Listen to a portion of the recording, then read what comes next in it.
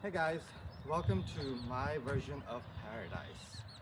I'm trying to define what paradise looks like and is to everyone is very different between monotheism and all of its variations in the Abrahamic path. They've had a somewhat consistent theme of the Garden of Eden, of the land of milk and honey, of the kingdom of heaven, or of the garden watered by paradise, or the garden watered by streams running beneath your feet in the Quran. And I wanted to have my own definition or place of paradise, or as close as I could get to it. And I want to introduce you to that project. We're going to start off on the roof, where we have a central observation tower over here that we're going to put a crescent and a cross to symbolize the Quran and the Bible. And we have a rooftop Garden of Eden, as much soil and green roof we can get to create a Linville Orchards style Garden of Eden, miniaturized, with the 7 layers of permaculture that you would normally see in a forest, naturally, but try to sustain them up here as much as we can. And then we have a stairway to walk down right here.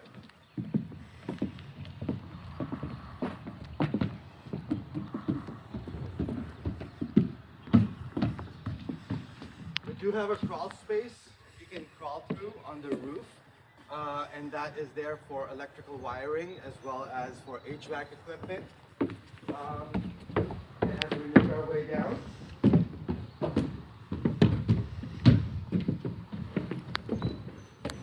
HVAC and utilities room over here with a crane that we can pick up and drop off supplies to for the long term, as well as an additional crawl space access over here.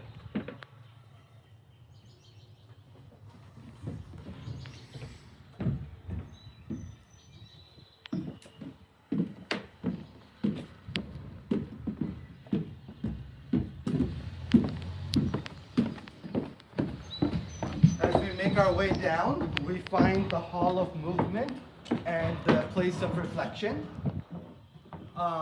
where we have the central dome, as well as that central podium is meant to be pointed towards Mecca. On this side, we have the lake view.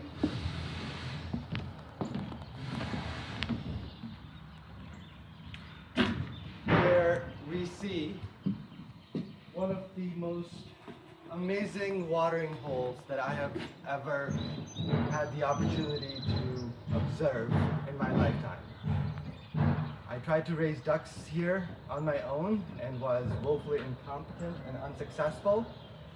Out of 75, only 14 managed to stay alive. And even they have since flown away because this place burned down. And now we're rebuilding it, and I'm hoping that I can build it as something for the ages. Reflect upon what God means to them. And this Hall of Movement is meant to be a place of reflection. I'm trying to understand how insignificant humans are as a whole, and how the Earth is but one planet in an infinite cosmos. We have the first stairway, 5 foot wide over here, and that's meant to be an outdoor stairway, as well as provide the deck space.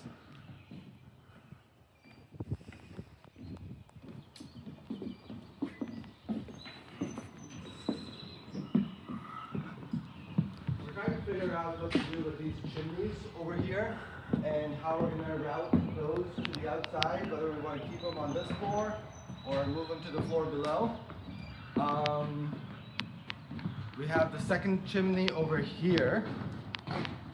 And terms of how we get that to right outside, I was hoping to create another wall slit right here to provide not only an air shaft behind the chimney for HVAC equipment, but to also figure out how to get these chimneys to exhaust without having to cut open the roof above.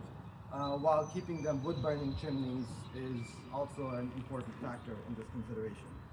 On the right side of this, we have from this post over here to this post over here, we would like to build a 4-foot walkout, which we have already dug the foundations for in order to provide a secondary fire escape in addition to the 2 stairways that we have currently. This corner over here, I wanted to bump out a little bit to turn it into a more octagonal pattern. As the podium that I mentioned earlier, as well as a place for Muslim prayers, and to be officiated by an imam.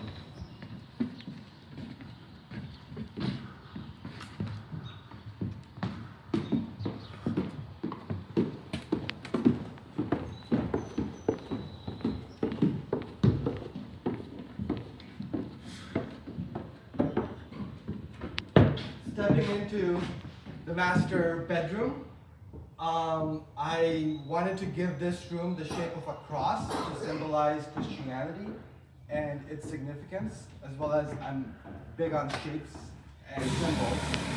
So this cross seems very significant to me.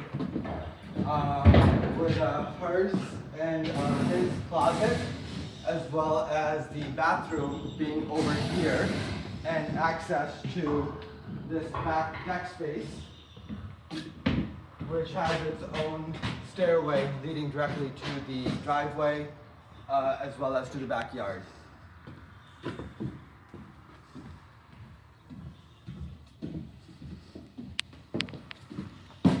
Here we have the laundry room, which also leads to the back stairway.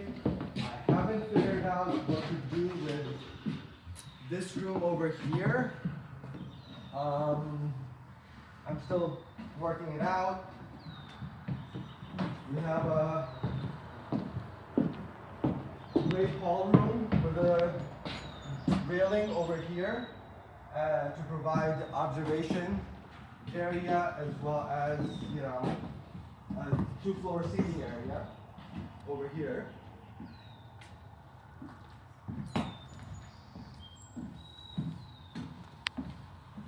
And then we have the second master with a walk-in closet and a bathroom.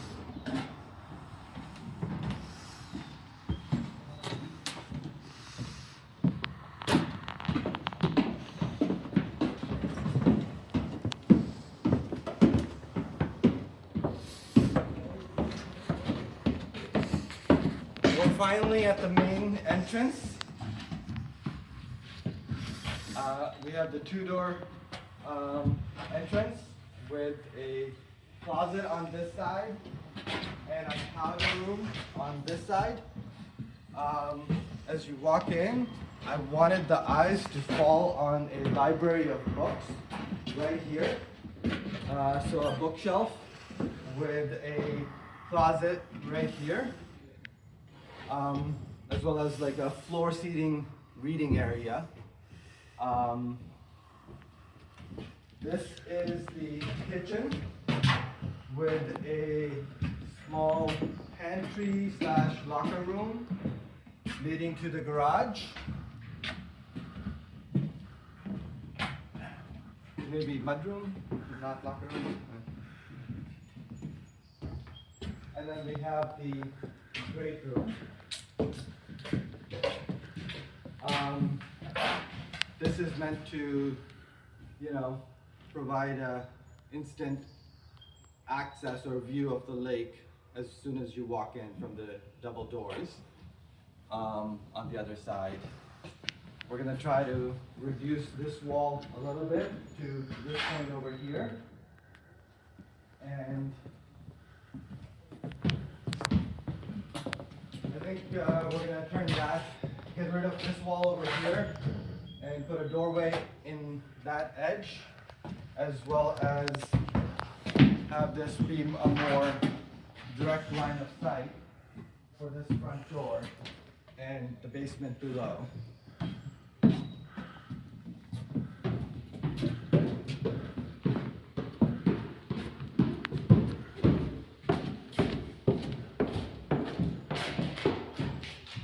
Here we have the basement where this is where the fire originated because my dumbass decided to build a sauna inside of my house. I thought the old wine cellar would be secure, but I guess not. So it's like, some moments you survive while others perish. I was one of the lucky ones to survive, and so was my family. And not everyone who's in a fire has been as lucky, but the fire of destruction can be very destructive. That side we have the server room as well as the utilities room, and on this side we have a sitting area leading out to the lake, and this side is going to be a more direct path to the pool. This side is going to lead to the showers, and here we have a bathroom right next to the stairs leading up to the garage.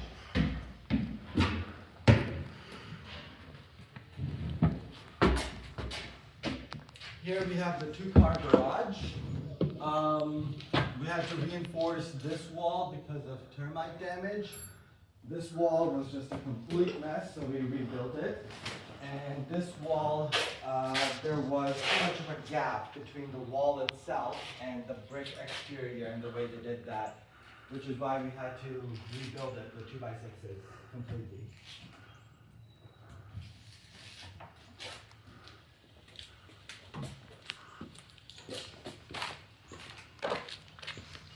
Leading out, this is a car deck for outdoor parking that's covered. And I tried to keep this deck about the same space and size as the deck that was previously there.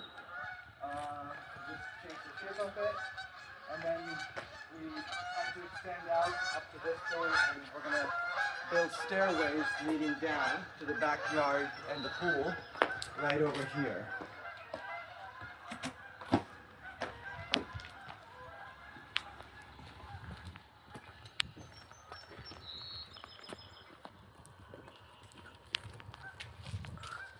Here we have the backyard pool. It's currently 9 foot deep, that I'm hoping will someday become 50 foot deep to reflect the 50 foot height of the building, but time will tell.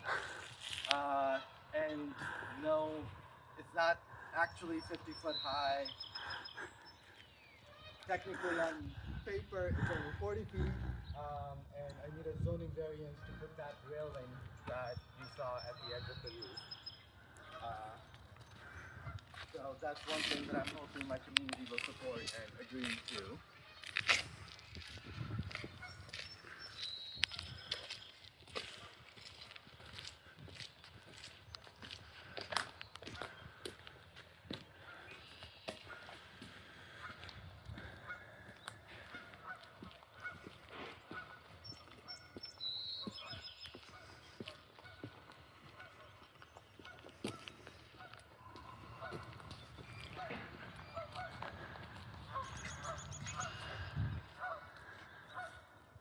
And not on the building itself, but on the watering hole that it's next to.